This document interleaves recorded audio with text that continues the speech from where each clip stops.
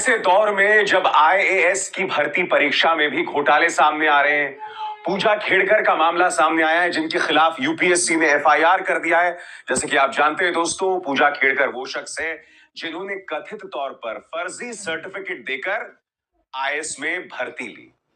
एक ऐसे दौर में जब ये मामले सामने उभर कर आ रहे हैं, यूपीएससी के प्रमुख, यूनियन पब्लिक सर्विस कमीशन के प्रमुख मनोज सोनी ने अपने पद से इस्तीफा दे दिया है।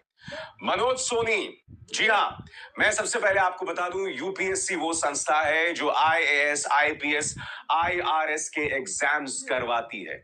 जी हां, मनोज सोनी ने अपने पद से इस्तीफा तो दे दिया, मगर एक शब्द इनके मुंह से इस पूरे मामले को लेकर नहीं आया है। इनकी क्या खासियत है मैं आपको बताता हूं। आज से नहीं, पिछले 20 सालों से ये प्रधानमंत्री नरेंद्र मोदी को जानते हैं। प्रधानमंत्री नरेंद्र मोदी इनसे इतने इम्प्रेस थे कि साल 2005 में 40 साल की उम्र में इस व्यक्ति को इन्होंने वडोदरा के एमएस यूनिवर्सिटी का वाइस चांसलर बना दिया था, महज 40 साल की उम्र में। जी हां, तो प्रधानमंत्री नरेंद्र मोदी से इनका नाता आज का नहीं है, कई सालों का है।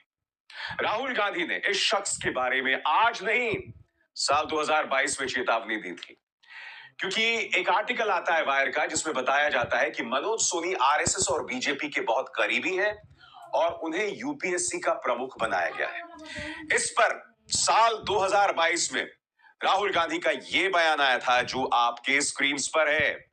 यूनियन प्रचारक संघ commission, India's constitution is being demolished one institution at a time। UPSC को उन्होंने नाम दिया यूनियन प्रचारक संघ कमीशन और आगे कहा कि भारत का संविधान और उससे जुड़ी संस्थाओं को तहस नहस किया जा रहा है एक एक करके। यह चेतावनी राहुल गांधी ने उस वक्त दी थी और अब इस व्यक्ति ने अपने पद से इस्तीफा दे दिया है। दिलचस्प बात यह है, जो खबरें आ रही हैं, हिंदू की एक खबर है दोस्तों, विजेता सिंह और महेश लांगा की। दिलचस्प बात यह है कि कायदे से इस व्यक्ति यानी मनोज सोनी को पूजा खेड़कर मामले और उसके बाद जो एक बवाल सा उठ गया है, क्योंकि पूजा खेड़कर का मामला सिर्फ एक मामला है कि किस तरह से कथित तौर पर फर्जी सर्टिफिकेट देकर इस औरत ने आईएएस परीक्षा में या आईएएस में भर्ती ली या यूपीएससी में भर्ती ली। उसके बाद ऐसे ढेरों मामले सामने उभर कर आ रहे हैं, किस तरह से फर्जी सर्टिफिकेट के आधार पर आईएएस, आईपीएस और आईआरएस तक में लोगों की भर्तियां हो रही थीं। इन तमाम चीजों को लेकर जांच चल रही है और ऐसे दौर में व्यक्ति अपने पद से इस्तीफा देता है, अपनी जवाबदेही समझकर नहीं, क्योंकि हिंदू की एक खबर कहती है कि आध्यात्मिक कारणों से इस व्यक्ति ने अपने पद से इस्तीफा दे दिया, क्योंकि मनोज सोनी स्वामी नारायण संप्रदाय से जुड़े हुए थे और वो उनके साथ काम करना चाहते हैं। मगर बड़ा प्रश्न है दोस्तों, इस व्यक्ति की क्या जवाबदेही तय की जाएगी? क्या इसी तरह से मोदी सरकार अपने पसंदीदा लोगों को बड़े बड़े संस्थानों में डालती रहेगी और उन्हें बर्बाद करती रहेगी? एनटीए को आप भूल गए? नीट में जो परीक्षा पेपर लीक हुए थे उसे आप भूल गए? एनटीए के पूर्व प्रमुख सुबोध कुमार सिंह ने अपने पद से इस्तीफा तो दे दिया है, मगर जवाबदेही कहां है, मैं आपसे समझना चाहता हूं दोस्तों।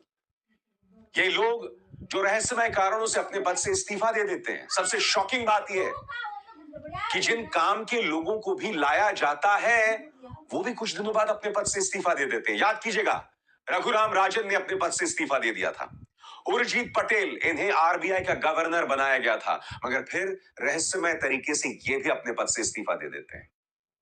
ये तमाम सवालात हैं जिनके जवाब देश मांग रहा है, मगर मजाल है साहब इसका जवाब किसी के पास है। मजाल है कि इस खबर को लेकर कोई मुद्दा ही बनाए। सीधा सा सवाल, इसका ताल्लुक हमारे बच्चों से लेकर है।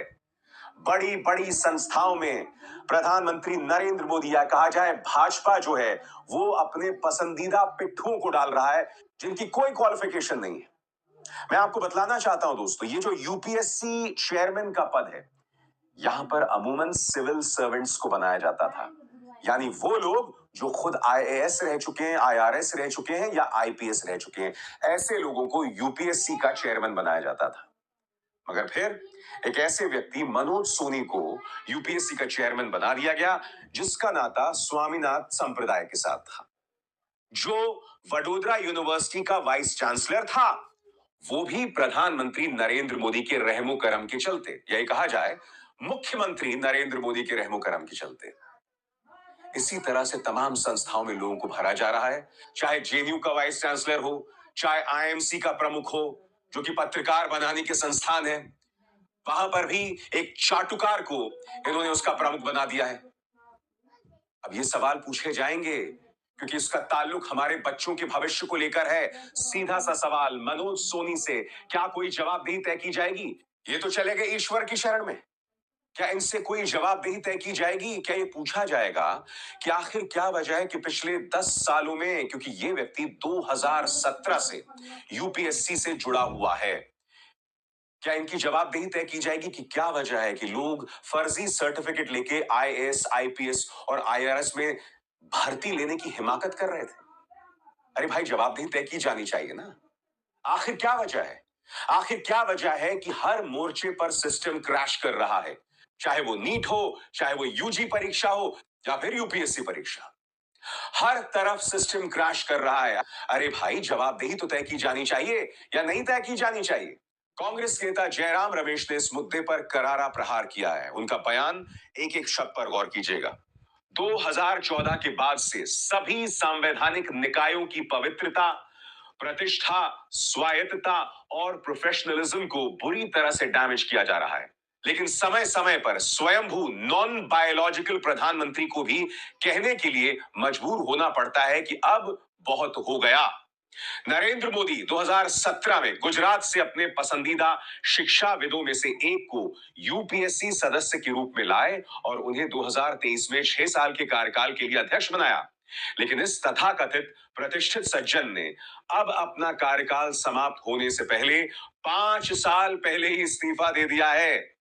कारण जो भी बताएं, ये स्पष्ट रूप से लग रहा था कि यूपीएससी के मौजूदा विवाद को देखते हुए उन्हें बाहर किया जाएगा।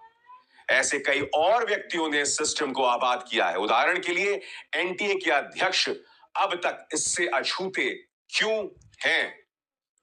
ये सवाल है दोस्तों, ये विपक्ष के सवाल है, ये वाजिब सवाल है। अगर आप इस व्यक्ति को हटा रहे हैं तो आपको बताना चाहिए, जवाबदेही तय करनी चाहिए। एक के बाद एक रेलवे हादसे हो रहे हैं, मगर इस व्यक्ति अश्विनी वैष्णव पर गाज तक नहीं आती। उल्टा ये व्यक्ति विपक्ष को नसीहत दे रहा है कि हिंसा मत करो या हिंसा की बातें मत करो। और जिस हिंसा या जिस अफरा तफरी, जिस अराजकता का सामना रेल यात्री अपने रोजमर्रा के जीवन में करता है, अश्विनी जी, उसके बारे में आपका क्या कहना है? इन सवालों से भाजपा नहीं बच सकती। ऐसे सवालों पर, ऐसे मुद्दों पर, ऐसी खबरों पर डिबेट होना जरूरी है।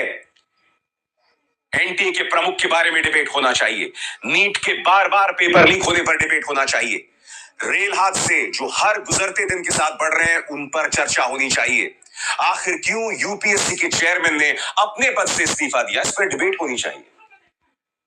क्योंकि अगर आईएएस की परीक्षा की भी पवित्रता बरकरार नहीं रही तो इस देश का क्या होगा, सोचिए। क्योंकि आईएएस की परीक्षा, जितनी भी परीक्षाएं इस देश की है ना, सबसे मुश्किल होती है, सबसे ऊंचा पद होता है। और अगर यहां पर भी लोग फर्जी सर्टिफिकेट देकर अंदर घुस जाएं 12 कोशिशों के बाद, तो सोचिए क्या होगा, क्या होगा इस देश का। 2014 से पहले आप और हम ऐसी चीजों की कल्पना भी नहीं कर सकते थे, और अगर ऐसी चीजें होती थी तो हम उस पर डिबेट करते थे। सीधा सा सवाल, मनोज सोनी इतनी बड़ी खबर, क्या आज प्राइम टाइम में आप इस खबर को कहीं पर भी देख रहे हैं? अरे भाई, आप अब भी हिंदू मुस्लिम कर रहे हो।